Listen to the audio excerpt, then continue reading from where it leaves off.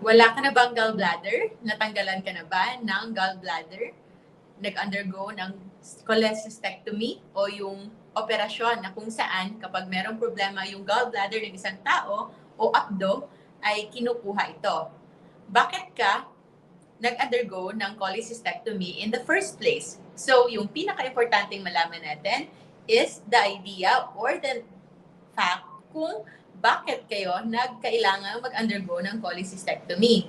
Ang mga common rason kung bakit nangangailangan tanggalin ang abdo ng isang tao is because of possible complications na pwedeng ikamatay niya because of sepsis o di kaya meron itong sobra-sobrang pain o sakit. So, cholecystectomy, usual indications kung merong infection like cholecystitis. So, by terms, yung chole refers to abdo or gallbladder at yung mga itis naman, yun yung inflammation. So, kung merong inflammation in your gallbladder, pwede itong mag-burst and then that infection can actually infect your whole internal organs sa loob ng iyong tiyan, yung tinatawag nating peritoneum, and then pwede magkaroon ng peritonitis at pwede itong mag-spread sa buong katawan, pwede itong mag-lead into sepsis. And so, para maagapan, kailangan kunin ito.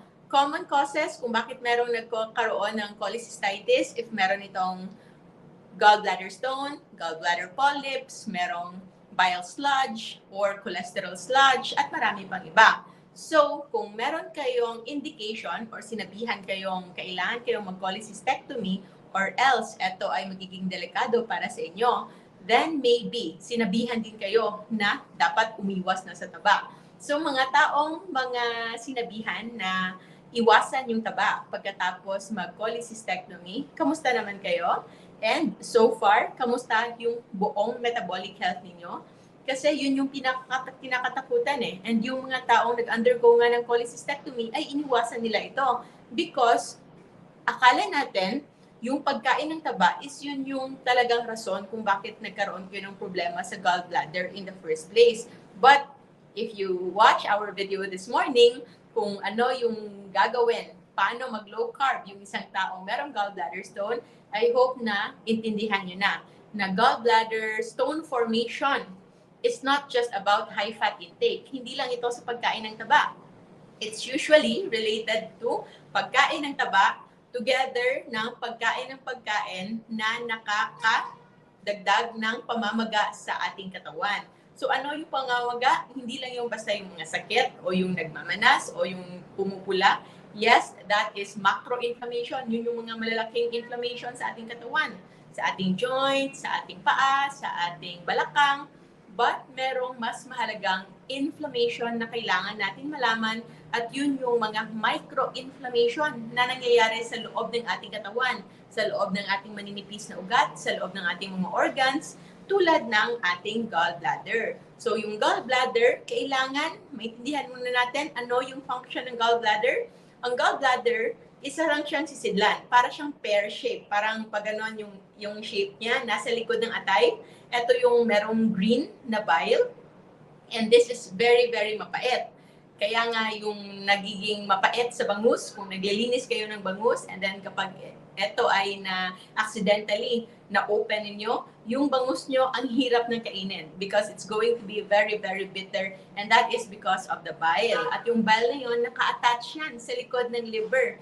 At yung liver, siya mismo ang gumagawa ng bile acid. Yung fluid na nilalagay sa loob ng bile for storage. So actually, yung ating gallbladder, isa lang siyang daanan, isa lang siyang storage form, parang terminal. Like, hindi siya main na parking, but meron lang siyang subterminal na kung saan dyan papunta muna habang wala pang nangangailangan ng bile. So, ano yung pangangailangan ng bile? Bakit ito lumalabas? Paano ito maiaalis sa loob ng gallbladder? Kapag ito ay ang isang tao ay kumain ng taba because yung bile acid, ito yung isang klase ng acid sa ating katawan na kung saan ito ang makakaalaw sa atin to absorb the fats in our food. If wala kang bile acid, pwedeng magkaroon na ang iyong pupo ay merong mantika. Kung kumakain ka ng matatabang pagkain and wala kang bile acid na nilalagay dyan. So, hindi mo yan matutunaw, hindi mo rin yan ma-absorb. And it's dangerous actually because maraming essential fats sa ating pagkain.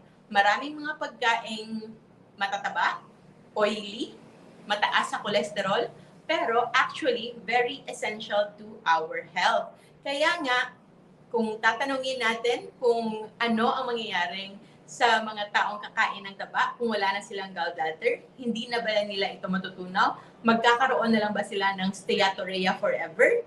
Yung pagkakaroon ng pupo na merong oil. Steato is more on oil and rhea is yung pagpapalabas. So, steatorrhea is yung pagpupo na merong oil. So, yun lang ba mangyayari sa kanila? Yes, in the beginning. In the beginning lang. But eventually, the body can adapt. Paano ito? Kung matagal na kayong naglo-low fat intake, iniiwasan nyo na yung pagkain ng taba. So, of course, yung inyong liver, sanay na hindi na masyadong gumagawa ng bile acid. Kasi nga, wala namang trigger. Wala namang pangangailangan. Kasi nga, iniiwasan nyo yung taba. So, this time, kung gusto nyo i-introduce yung pagkain ng taba because you are doing low carb, for example, o baka na-miss nyo lang kumain ng lechon, then, pwede kayong kumain ng taba, but try to do it slowly para maka-adjust yung inyong katawan. Slowly, magkaka-compensate lang yan. I know one person na one day post-op, after niyang magpa-opera ng gallbladder stone, kumain na siya ng lechon, and then after that, may liempo, and then another day, merong crispy pata, and she is doing very, very good because yung liver niya sanay na nagpo-produce ng taba. So this time, yung mangyayari, direct na yung connection ng bile acid going to the intestines. Kasi noon, from your liver, magsa-stagnate pa siya or magsa-stock siya ng mga around 30 cc or 30 ml of bile acid. At yung bile acid na yun yung ilalagay o mapupunta sa ating intestines to absorb the fats in our food. Now, kung wala na kayong gallbladder, it will just going to be direct. Parang nawala lang yung terminal. Wala na yung substation, kumbaga. So, direct na from the parking or from the maker mismo, from the factory. Diretso na mismo sa intestines kung saan siya kailangan. So, as you slowly incorporate your fat intake sa inyong pagkain, then, masasanay na rin yon. Hindi na kailangang magkaroon pa ng substation and your liver can just adequately create bile to sustain your need for bile acid para ma-absorb ninyo yung kailangan ninyong taba sa inyong katawan. I'm sure there is an upper limit. Meron pa rin too much, and that's the reason also na ayaw nating magkaroon kayo ng too much consumption of everything. Pero I think yung mas mabuting tanong, aside from kung ano yung mangyayari, kung kakain ng taba ang isang taong wala ng gallbladder, is actually kung ano ang mangyayari sa taong hindi kakain ng taba kung wala na silang gallbladder. Because actually, that is the more serious question. Kasi marami nang umiiwas na sa taba kasi nga wala na silang gallbladder at sinabihan sila na yung rason kung bakit sila nagkaroon ng complication is because of high fat intake. Partly that is true, but yung half-truth niyan is that hindi lang siya sa pagkain ng taba. It's sa pagkain ng taba, but pagkain rin ng maraming carbohydrates. Kailan ba kayo kumain ng lechon nang walang kanin? Kailan kayo kumain ng piniritong isda na siya lang, yung pinapapak lang? Kailan kayo kumain ng chicharon na walang kasabay na soft drinks? O di kaya yung mga cake? Kailan kayo kumain ng bacon at itlog na walang kasamang fried rice? So those foods, let's not blame ng fats. Let's not blame the fats. Let's not blame the bacon. Let's not blame the pork. Let's not blame the beef. Let's not blame the chicken. Let's not blame the eggs sa kasalanan ginawa actually ng carbohydrates, ng sugar and starch. Kasama na dyan yung kanin because too much carbohydrates, too much glucose, ito yung number one cause na nagkakaroon ng spike sa insulin.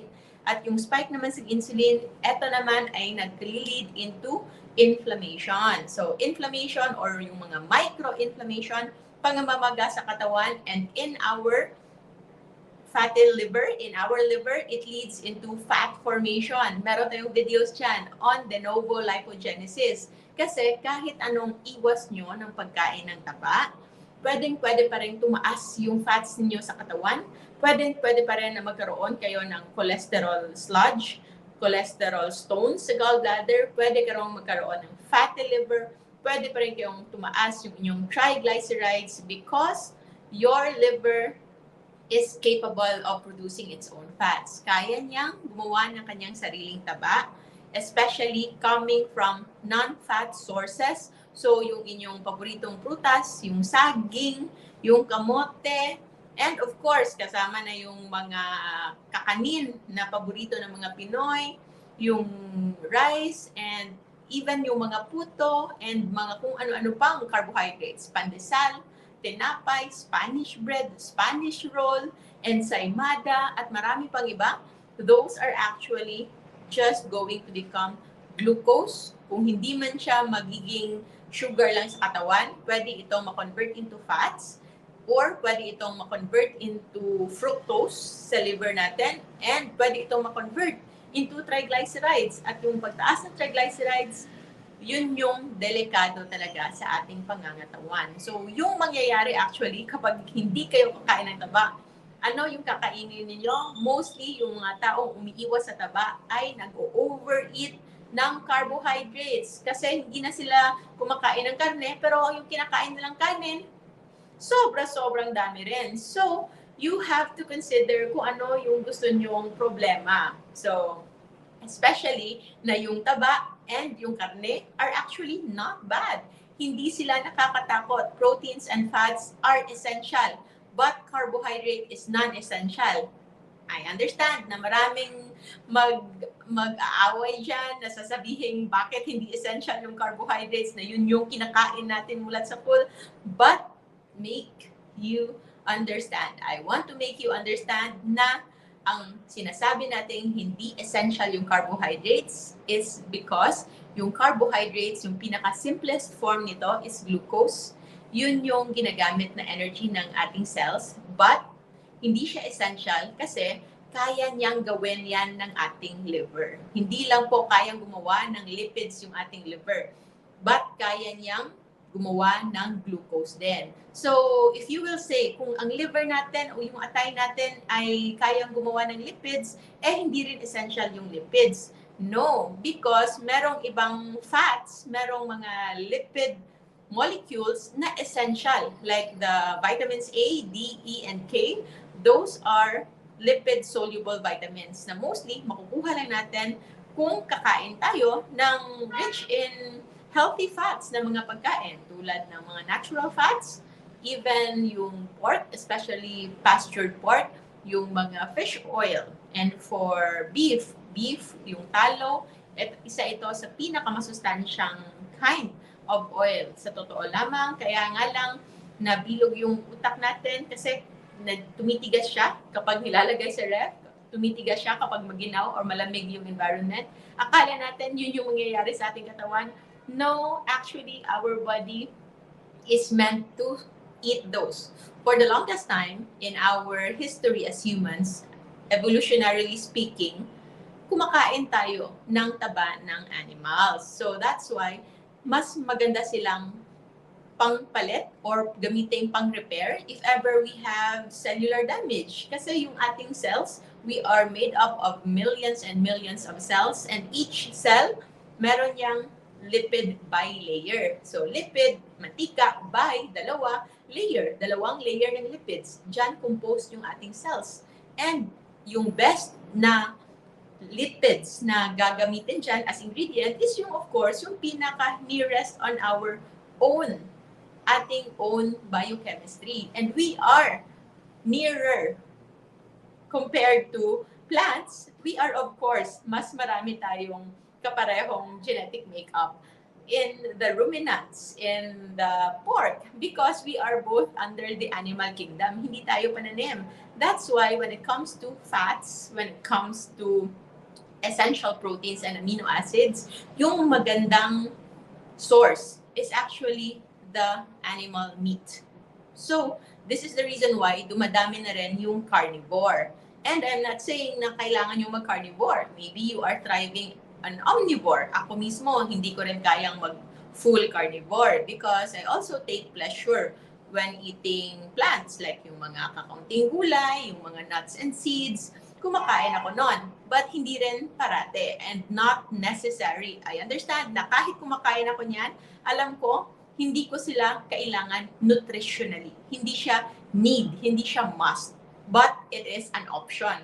So, nasa sa inyo. Kung ayaw nyo or takot kayong kumain ng full carnivore, full meat, then you can incorporate some carbohydrates coming from plants because yung mga meat, yung mga atay, yung taba, yung karne, are mostly zero carbohydrates. Kung meron man silang carbohydrates, trace carbohydrates lang, it's negligible, especially kung hindi nyo sila sasamahan ng mga other carbs. Major carbs, kanin, tinapay, noodles, pasta, mga prutas, mga root crops. So, mga kamote, patatas, and many more. So, all of those foods, very high carb, mataas sa carbohydrates, mataas sa insulin effect, and mataas din sa inflammatory response sa ating katawan. So, ano ang mangyayari kung hindi kayo kakain ng taba and you will just replace it with carbohydrates?